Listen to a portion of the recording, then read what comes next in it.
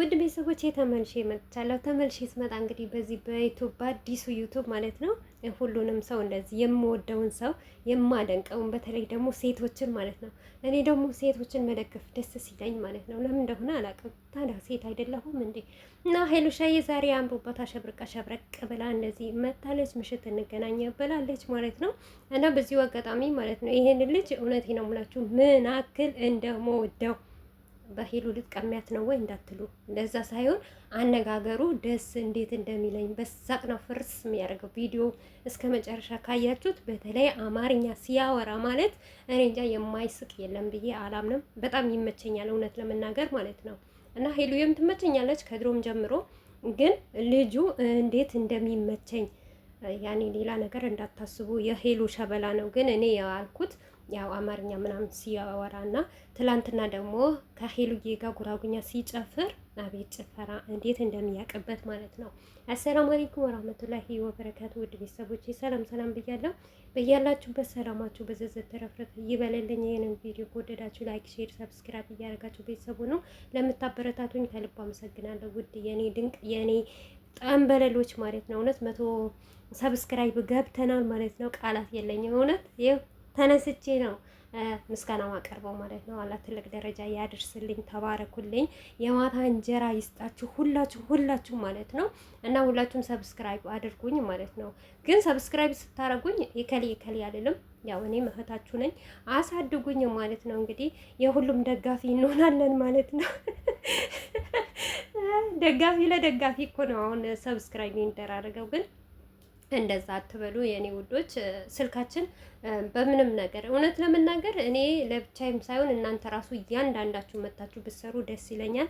እንግዲህ ሄሉዬ ማለት ዛሬ አሸብርቅ ብላ መታለች። ምን እንዳላት አላቅም፣ ፕሮግራም ማለት ነው። ሊጋቡም ይሆን አላቅም። ደስ ይላችኋላ ቢጋቡ? እኔ እንጃ እኔ አላቅም። ሄሉና ይሄ ልጅ ያው ስራ ነው የሚሰሩት የሚመስለኝ። ብቻ ሄሉዬ ታውቃታላችሁ፣ ለስራ ከማንኛውም ሰው ጋር ጠጋ ብላ ነው የምትሰራው። ቆፍጣና፣ ጠንካራ፣ በእምነቷ ጀግና ጠንበለል ማለት ነው። በቡታጀራ ማን አለ? እሷና ወንድሟ ዊናም እንደዛ ነው። በነገራችን ላይ ዊና አሁን ትንሽ ከኤፍሬም ጋር ነው እንጂ እንደዚህ የወረደ ስራ አይሰራም። እና በእምነታቸው በጣም ጠንካራ ጎበዞች ናቸው ማለት ነው። እንግዲህ ሄሉዬ በምን እንደምትመጣ አናቅም። ብቻ ምሽት እንጠብቅሻለን ሄሉሻዬ። በሰላም ነኝ፣ በሰላም ኑ። እኔ እውነቴ ነው ብላችሁ በዚህ ቪዲዮ ልናገርና ማለት ነው። ባለፈ ሄለን የሰራችው ቪዲዮ አይታችሁታል። ትልቅ አሻንጉሊት አቅፋ ማለት ነው። ከዛ እውነቴ ነው ብላችሁ ቲክቶክ ራሱ እኔ ቲክቶክ ላይ ሼር አድርጌው ማለት ነው። ከአንዱ አንዱ ሲልክ ሼር አድርጌው የገረመኝ ነገር ምን እንደሆነ ታውቃላችሁ? ልክ እንደ ሕፃን ልጅ በሶፋው ላይ ዝልል